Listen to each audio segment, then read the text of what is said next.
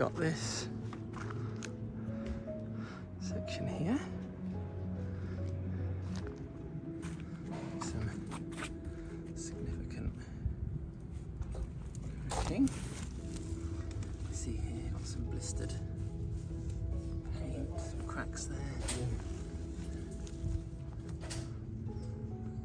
Some cracking there. Severe crack along the middle.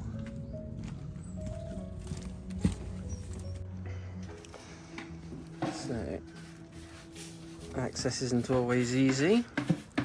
So you've got to park on the street, work through here, up this lovely ladder, and here are all our bits, nice and cosy. The insulation over there, ready to fix insulation to this lovely gable end. You can use hammer fixings or standard raw plugs. Make sure you use stainless steel, though it will be covered. Otherwise work, but I like plastic insulation fixings. They're my favourite. So, double check this level.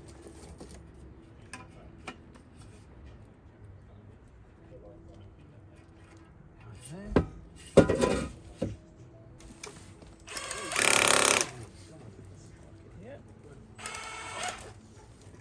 Okay. That looks like a lot of stuff.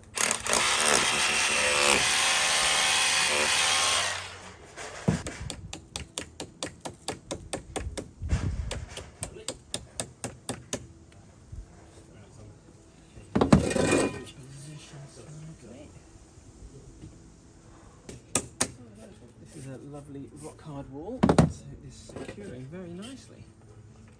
Excellent. Wonderbar. Oh yeah, Dan, the David Lloyd thing, you can put on your, you know, it's in your wallet, it goes on my phone, sorry, my watch, so it's so much easier that way. And because I take a watch anyway, that's where I got a car. Oh yes. Well done. I bet that is.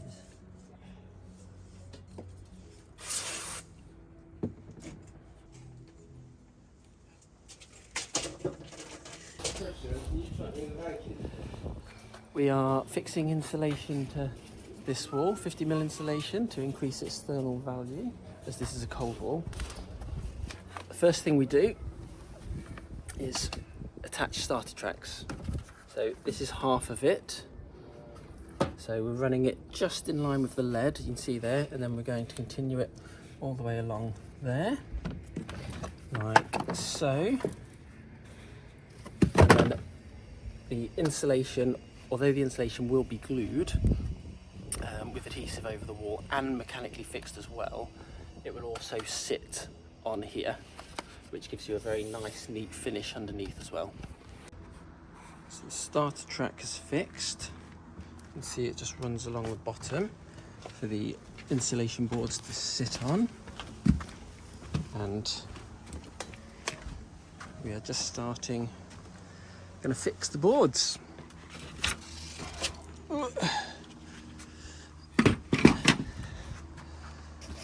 We are using 50mm EPS insulation boards. Their standard size are 600 by 900 is the size, and that will be glued and mechanically fixed with 5 fixings per board. So first we mark out the wall. We want them staggered, and you don't want any straight lines on your stress points in any of the corners, ideally. So you don't want a straight line there, you want the board to overlap. Same here, you want the board to overlap. You cut it to size, obviously, and the same there. And you stagger it in brick formation, and that will help reduce cracking. The starter track has 2 parts. Second part, and it steps in here, And that can fit anywhere from, this particular one is 50mm insulation all the way up to 90. You can see it slides in and out.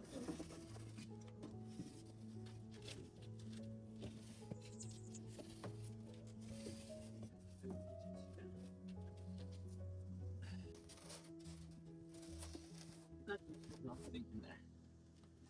By the time it's got the adhesive on, I'll just push it back a bit. Beautifully. Now we now have a few boards cut ready to go along there. They're not stuck yet. You'll notice as well I've pencil lined a grid, a little bit like tiles, sort of pre-mark roughly where they're all going to go, so you've got a good idea of where they're going to go. And now we've got a few cut and ready to stick. I will mix up some adhesive. Don't want to mix up the adhesive too early, and then it'll be sitting in a bucket for too long once you start getting, especially if you've got some awkward cuts at first, which we have here. But we are now ready, so we'll mix up a few bags and start getting the adhesive on.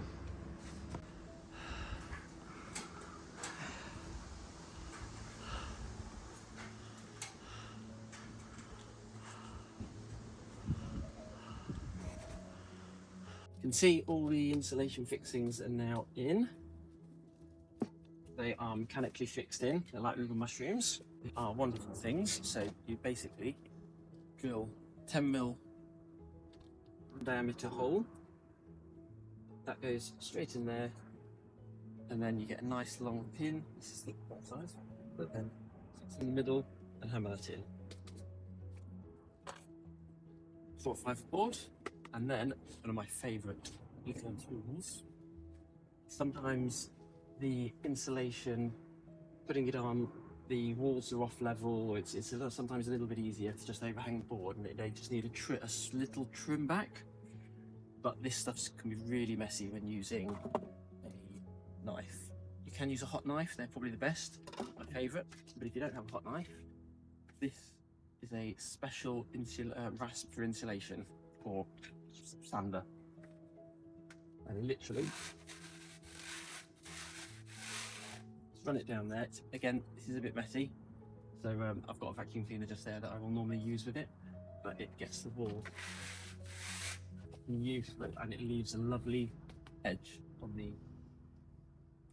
external insulation as well. So definitely recommend picking up one of these. They are fantastic.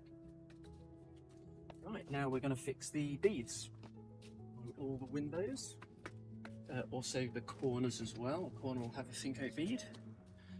We will also be fitting a new windowsill on here, because obviously the new insulation is proud of the old windowsill, so this old windowsill's going to get buried, but you still need an overhang of about 35–40mm to stop water dribbling down the wall. So if you don't do that, you're going to end up with stains, water stains just dribbling down the wall. That's why we add 30–40mm over the top of the brick. And this is the windowsill. A very large one for this one. I've got some very heavy duty tough tin snips for tough steel, and also your standard tin snips. Can use an angle grinder in this as well, might work better. I'm going to keep this load too. Get a pencil.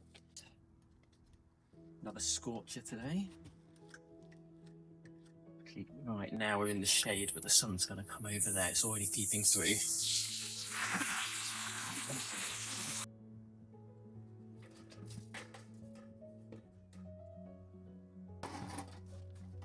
Cool. That's the one I had in stock. Luckily, this is a protective PVC coating. It's lovely and clean and white underneath. So, markers.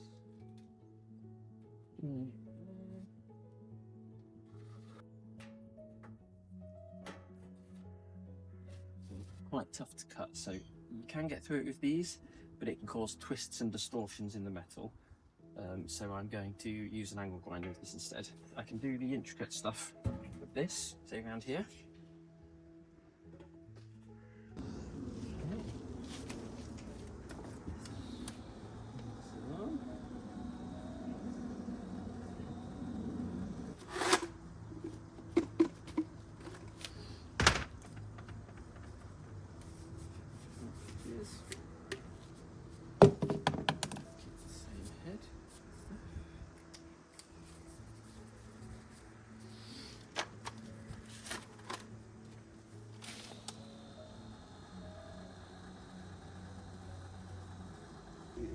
it won't let water in. Any drips of any kind.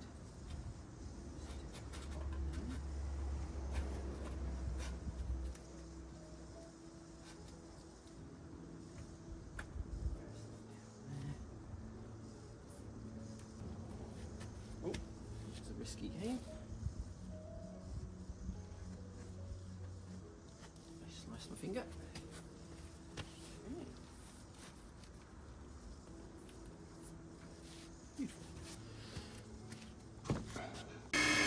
Okay, we are mixing up premium base coats. Fantastic stuff.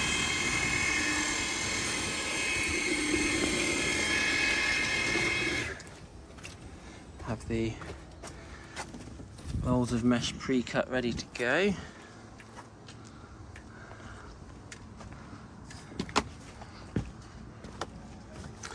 Protected the new windowsills, of course. Let's crack on.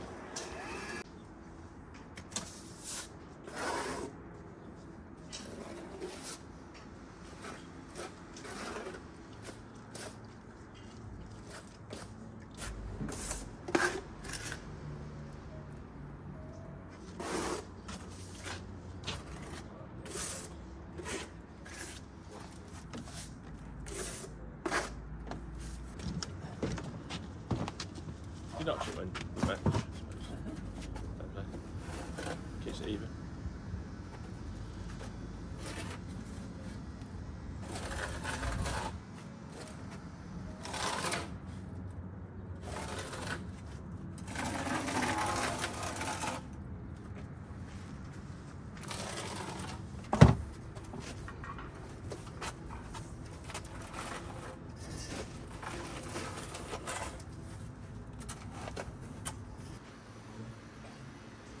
You can that's fine.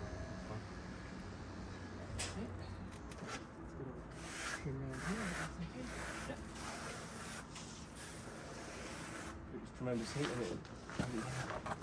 Oh no, I did it like that. I prefer it to be a bit longer than that, because that needed chopping. At least.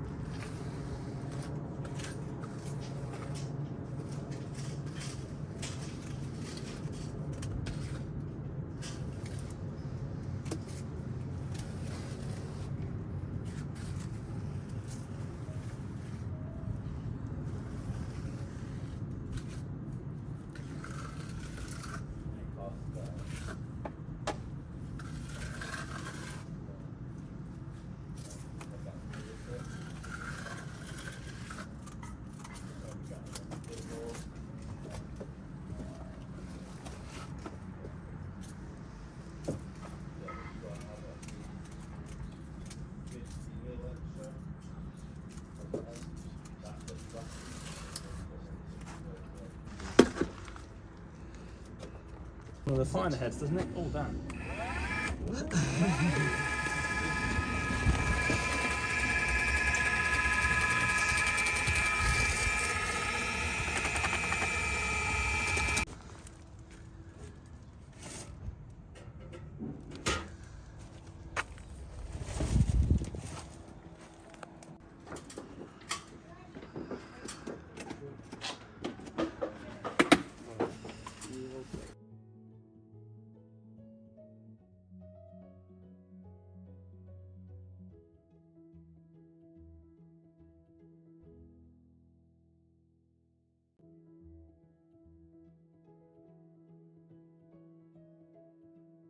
Oh, okay. I assume, actually, I don't know. I'll get I can't say for sure. Oh, hang on.